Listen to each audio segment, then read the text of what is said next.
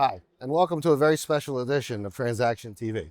I'm your host, Anthony Attanasio, CEO of Hawk Strategies, and joining us today is the man himself, the founder of the TransAction Conference, Frank Reilly. Frank, thanks so much for being with us today. I am honored to be here. Thank you. No, it's a pleasure. You know, personally, I'd like to speak personally for a moment. As a young man who was working for Jim Weinstein at the time at New Jersey Transit, my first job in transportation, I still remember when they said to me, hey, Anthony, we've got you signed up for the TransAction Conference. And I said, what's the TransAction Conference? Yep. And I came down, and it was at the Tropicana at the time. There was probably about 600 or so people there. And I was shocked at how many people of importance, the heads of agencies and the heads of the MPOs were there. And I was like, wow, this seems like a really important conference to be at. And here we are. For me, this is now minus the COVID years. We're 16 years later. So this is probably my 15th transaction. Wow. And to see what it's grown into. I mean, here at the 50th anniversary, record attendance. We want to say thank you. We want to say congratulations on what was an incredible idea and what it has manifested into. And really just want to ask you to start off, take us back to the beginning. How did TransAction come about? TransAction actually came about because back in the late 70s, late 60s and early 70s, public transportation in New Jersey was in serious condition. There were huge budget shortfalls. Most of it was owned in the private sector. The private sector was discontinuing bus routes, or they were raising the fares considerably. I remember one year I worked on a Jersey Central. We had a 70% fare increase. And the communications between the New Jersey DOT and the counties was virtually non-existent. And the motto for the first conference was, the state is treating us like mushrooms, keeping us in the dark and feeding us manure. And I says, we have to do something. And I got a hold of several other counties. And I said, will you join us if we have a meeting, and we'll call it a state transportation conference. And we had it in the Rickshaw Inn down in South Jersey.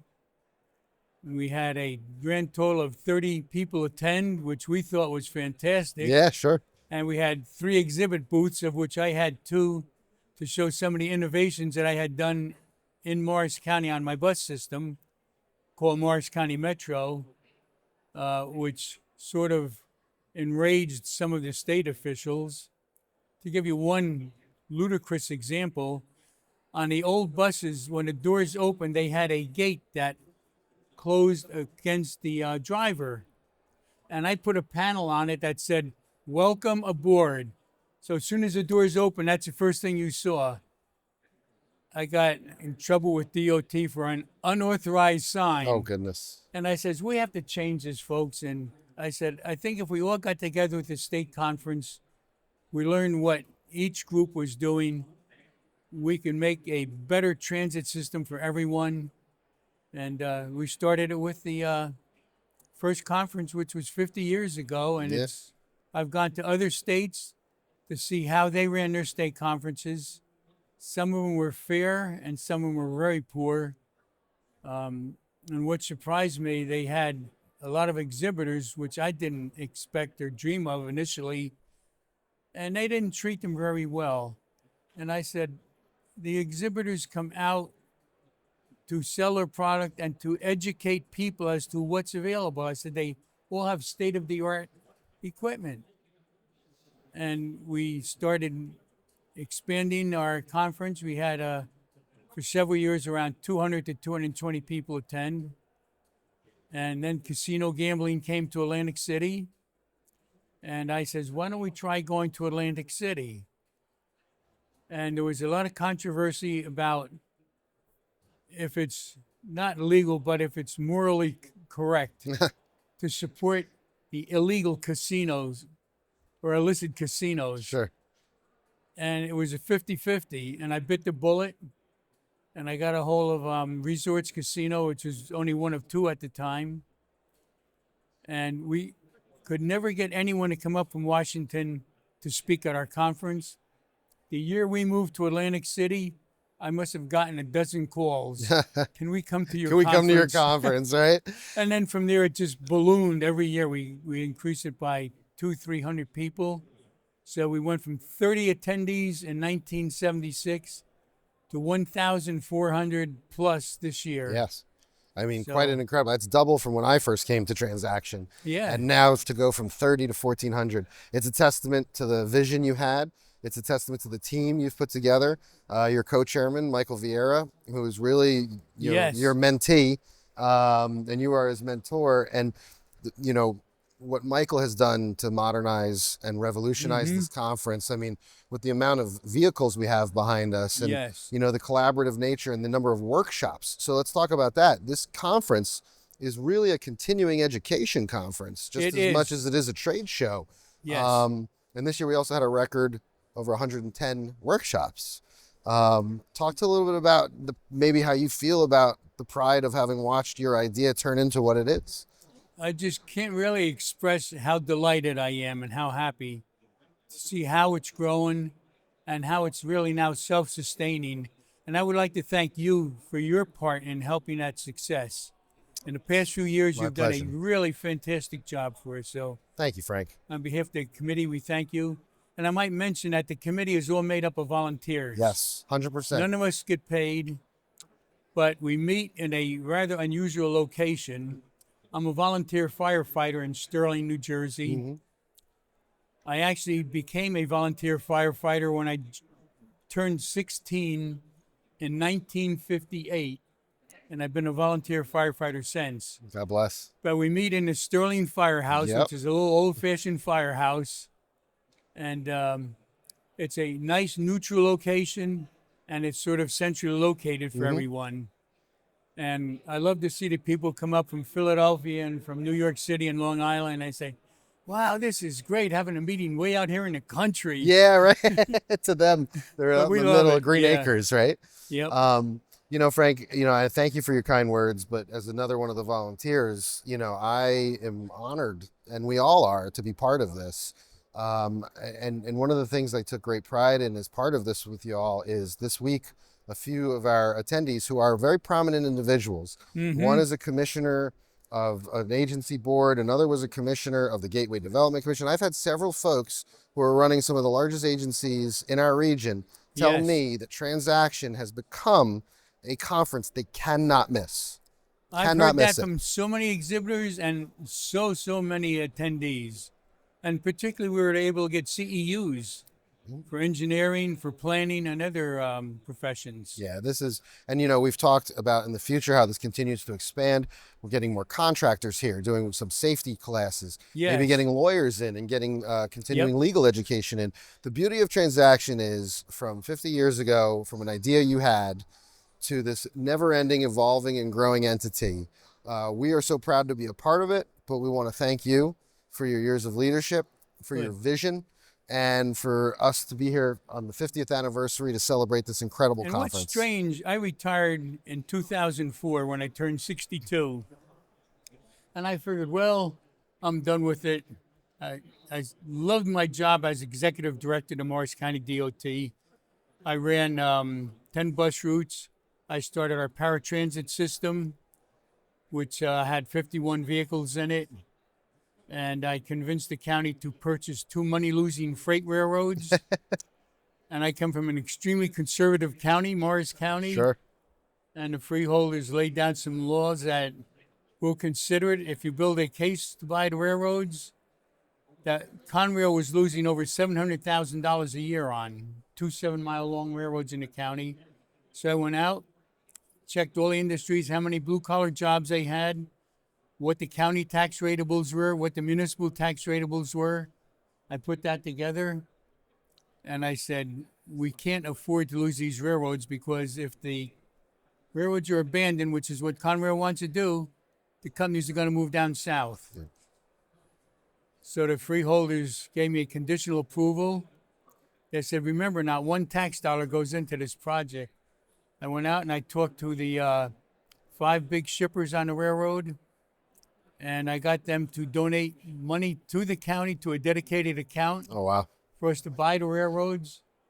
I went to Sears Roebuck and Company. They were going to build a huge territorial distribution center, and they had just completed the Sears Tower in Chicago, and they were financially challenged, so they were selling their property. I got them to donate $124,000 to the county. Wow. So I had enough money almost to buy the railroads. And Conrail sent me a list of all the assets along these two railroads. And it looked like the list came from 1910 when they had a lot of stuff out there that had been abandoned and discontinued and torn down. So they sent a fellow from their Philadelphia office up, and I met him north of Interstate 80 in Rockaway Township. And I says, we're going to walk the length of the railroad, and I'm going to point out every asset you said is there. That's not. Doesn't exist. He says, we're not taking a high rail vehicle? I says, no, we can see more by walking. We walked about 1.5 miles. It was a nice spring day, sunny out. And I said, by the way, I said, in this area, there's a lot of snakes. And he says, oh, what kind? I says, well, there's copperheads, rattlesnakes, and garter snakes. And they like to stretch out on the rail, which is warm, on these chilly spring mornings. So we're walking along, all of a sudden we came across a garter snake about 6 foot long. I says, watch out, there's a garter snake. And his eyes got really big. He says, oh my God. He says, I believe everything you told me. He says, get me back to my car. That's great. We go back to the car, said goodbye. I went back and I picked up the rubber snake. There it is. No, I'm only kidding. And I came up with a unique funding source that had never been done before. And I told Conrail, I said, the commodities we're getting in are the highest value you can get outside of explosives, which are plastic pellets and resins. And in those days, we were getting $4,000 to $5,000 per car, which is probably like $30,000 now.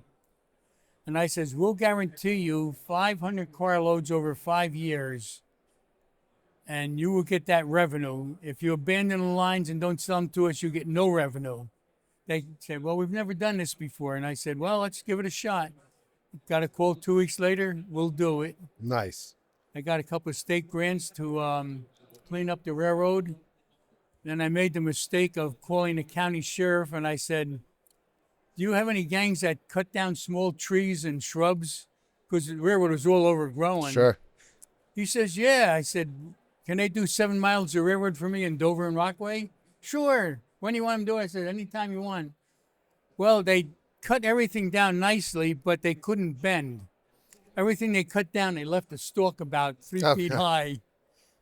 But we got the railroad running, and the things you've seen, the things you've done, and so much fun for our audience. We're really grateful because your life and your experiences, and your vision for transportation, your record of success as a professional, but really it all manifests into this conference. It does, where all of the leaders, the thought leaders, the industry leaders have all come together, and this conference helps advance more meaningful transportation policy than any other entity in the state or region.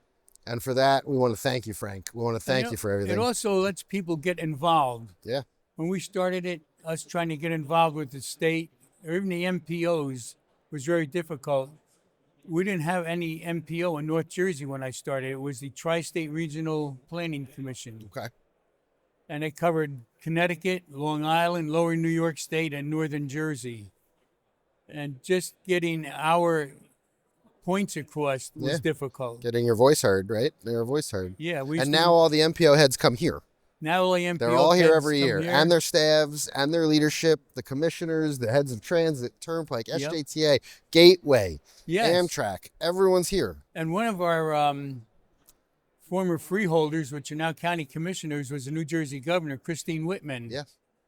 And that one railroad line we bought, we convinced Toys R Us to put the regional plant where Sears was going to be down in Bartley, New Jersey. And it was a 500,000 square feet plant, the most modern distribution center in America.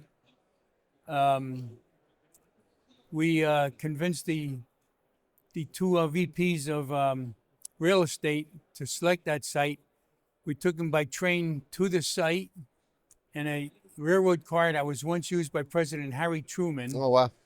We had a gourmet chef on board, and a fellow had an old railroad dining car waiter's uniform. We had a meal on board, and right across from the site. We're busy talking, and the one VP looked at me and said, we're really enjoying this, but we've never built a plant on a short line railroad. I said, why not? He said, they could go out of business too quickly. He says, we need a place that has stability and ownership. And I said, let's see. The county of Morris owns this railroad. We've been in business since 1765. Mm-hmm. Is that long enough? Is that enough long continuity for you? That's well, amazing. But what I was going to mention, 2 days before the ceremony to cut the ribbon, Governor Whitman was supposed to cut the ribbon, and they had all types of VIPs there. I checked on it, and I said to the plant manager, I said, you do have a CO, certificate of occupancy. He said, no, the municipality wouldn't give it to us. Oh, gosh. I says, why not? Oh, he says, you're going to have to cancel that ceremony. I says, why wouldn't they give you the CO? He says, the grass hasn't grown high enough. Oh, my goodness. I said, there's been a drought for 6 months. He says, the grass has to be more than 4 inches high. It was only 2 inches. Oh, my goodness. I called Christine Whitman. I said, we have a problem. Told her what it was. 2 hours later, I got a call from the municipality. Oh, your CO is... Your CO's ready for you, sir, right? So, I mean, there's all challenges like that. And I bring that type of information to the counties, and I share so that people aren't afraid to take that giant step sometimes. And take a risk. Exactly. That's the whole point of transportation, is to be innovative. It is to take risks, and it is to forge new ground. And TransAction has truly forged that ground for our community by being the voice. So, Frank, we want to thank you again. We want to thank you for all the work you've done, the legacy you've created, and for bringing us to this point where your idea became this amazing conference. And on behalf of our audience, on behalf of everyone at TransAction, we want to say thank you once again to our founder, Frank Reilly. Frank, thanks so much for being here. It's an honor being here. It's great to have you. Thank you. And we will see you next time on TransAction TV.